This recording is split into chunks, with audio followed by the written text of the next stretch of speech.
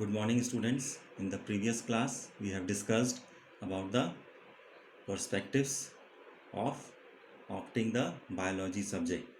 Today, we will discuss the chapter 1, that is the living world. But before that, let us take a quick look regarding the contents that do we have to discuss in class 11. So, in class 11, total we have to study 22 chapters. It has been divided into 5 subunits, and out of these 5 subunits, these 3 subunits, they are the portion for term 1 exam, and rest of the 2 that do we have to study in the second term. So let us take a quick look in unit 1, that is diversity in the living world. There are 4 chapters within that. The first chapter is the living world, biological classification, plant kingdom, animal kingdom. We'll discuss about the different aspects in the coming days. Second unit, that comprises structural organization in plants and animals. So here it is having 3 chapters where we'll discuss about the morphology of flowering plants, the anatomy, that means the internal structure of the flowering plants, and the structural organization in the animals. And in the unit 3, that is cell structure and functions, it comprises of 3 chapters. There we'll study about the cell unit of life, the most important aspect of the life, that is the cell, its different components and their functions. The ninth will discuss about the biomolecules, means the different types of biosubstances, we can say different types of the molecules which are present within any living form. For example, structure of carbohydrates, proteins, fats, nucleic acids, enzymes, etc. And in the next lesson, we will study about the cell cycle and the cell division. Whereas in the portion for term 2, the unit 4, it is having plant physiology. There will discuss 5 chapters. They are transport in plants, how do the transportation takes place in plants. Next is mineral nutrition. Next, the photosynthesis in the higher plants and respiration in the plants. Next is the plant growth and development. And the last unit, that is human physiology. Physiology means the how the body functions. So there again we'll discuss about these different chapters. They are 7 chapters. The first one is the digestion and absorption. Next, breathing and exchange of gases. Next, do we have to discuss body fluids and circulation. Next, we have to study excretory products and their elimination.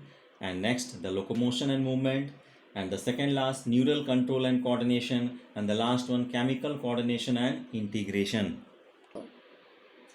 The distribution of the marks of these different subunits, that as we will inform you in due course of time. Okay, now we'll move to the first chapter, that is the living world. So we'll discuss the first chapter, that is the living world. How wonderful is the living world? The wide range of living types is amazing. Isn't it amazing? We all of us observe diverse types of life forms present around us. The extraordinary habitats in which we find living organisms, be it cold mountains, deciduous forests, oceans, freshwater lakes, deserts, or hot springs, leave us speechless. So, different types of habitats do they acquire, and that make us so much surprised. The beauty of a galloping horse, of the migrating birds, the valley of flowers, or the attacking shark evokes awe and a deep sense of wonder. The ecological conflict and cooperation among members of a population and among populations of a community, or even the molecular traffic inside a cell, make us deeply reflect on what indeed is life. So that the ecological conflict and the cooperation means whatever the conflict is there regarding the ecological aspect, and the different cooperative terms among the members of a population means the species of the same interbreeding the members of the same interbreeding species, that do we call the population of that species, as well as among populations of a community, or even the molecular traffic, that within the cell, whatever the how the different types of molecules, substances, they are moving and they are going within a cell, they obviously reflect on what the indeed is life. So this question has two implicit questions within it. The first is a technical one and seeks answer to what living is.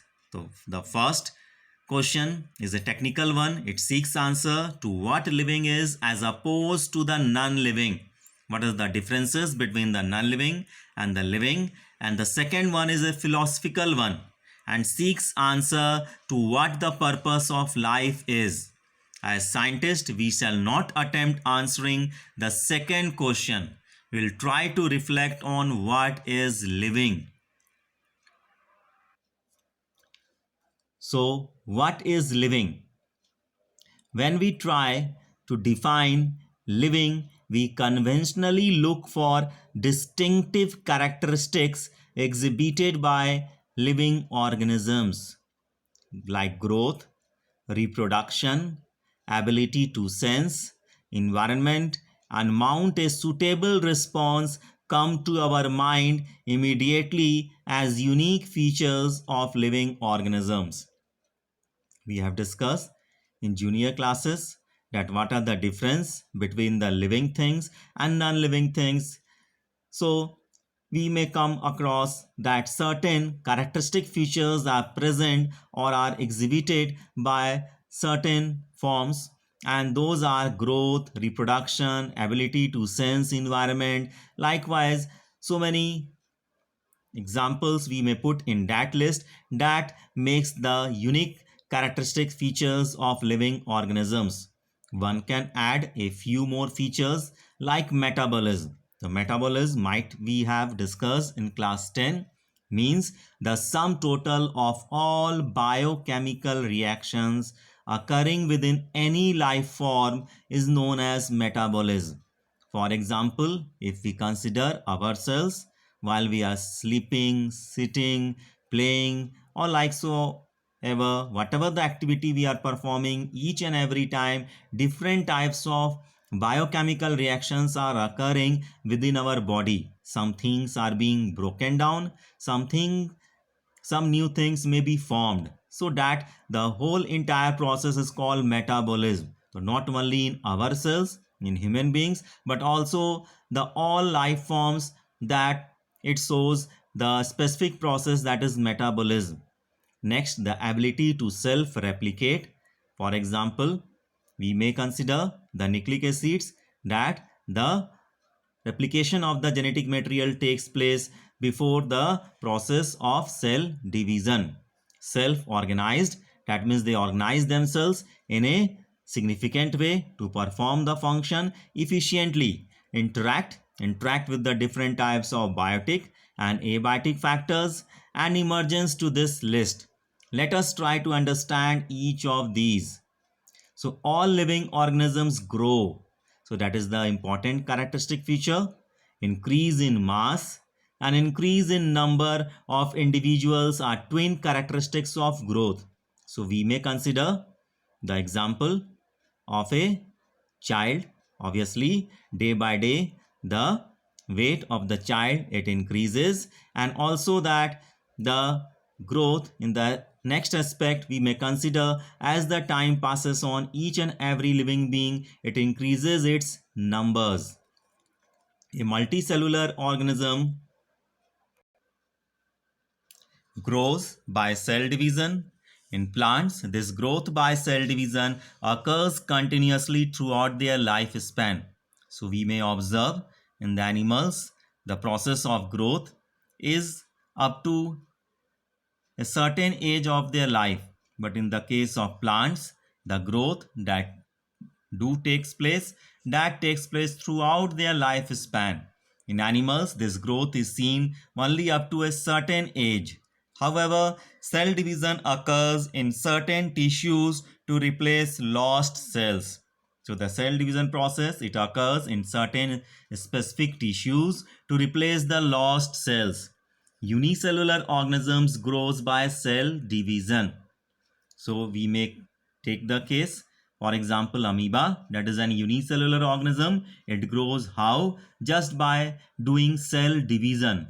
One can easily observe this in vitro cultures. In vitro means the specifics experiments that are doing in artificial medium, that are called as in vitro, whereas just opposite, if they are performed in living media, then it is called as in vivo. So we are talking about it here, that one can easily observe this in vitro cultures by simply counting the number of cells under the microscope. In majority of higher animals and plants, growth and reproduction are mutually exclusive events. So, majority of the higher group of animals and plants, the growth and reproduction, they are mutually exclusive events. One must remember that increase in body mass is considered as growth, and non-living objects also grow if we take increase in body mass as a criterion for growth. So mountains, boulders and sand mounds do grow.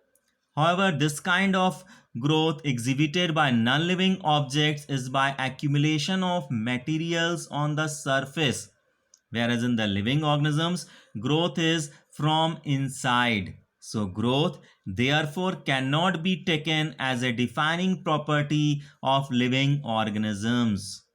Conditions under which it can be observed in all living organisms have to be explained, and that we understand it is a characteristics of living systems. A dead organism does not grow. Reproduction, likewise, is a characteristics of living organisms. In multicellular organisms, reproduction refers to the production of progeny possessing features more or less similar to those of parents. Invariably and implicitly, we refer to sexual reproduction. So in class 10, we have discussed about the sexual reproduction in the case of flowering plants and also in the case of human beings. So organisms reproduce by asexual means, also means without the involvement of sexual organs. For example, fungi multiply and spread easily due to the millions of asexual spores they produce. In lower organisms like yeast and hydra, we observe budding.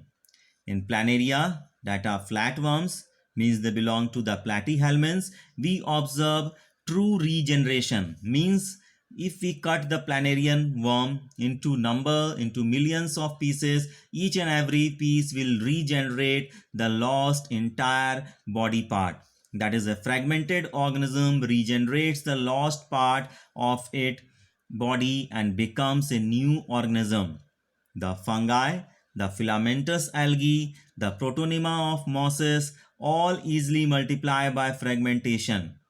When it comes to unicellular organisms like bacteria, unicellular algae, or amoeba, reproduction is synonymous with growth.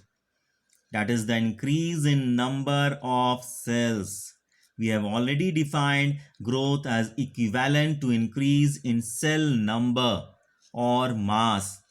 Hence, we notice that in single-celled organisms, we are not very clear about the uses of these two terms, growth and reproduction. So further, there are many organisms which do not reproduce. For example, mules, sterile worker bees in the beehive, infertile human couples, etc. So hence reproduction also cannot be an all-inclusive defining characteristic of living organisms. Of course, no non-living object is capable of reproducing or replicating by itself. Till so far here, we will discuss in the next class about the other aspects of living forms. Thank you. Have a nice day. Stay safe and stay healthy at your homes.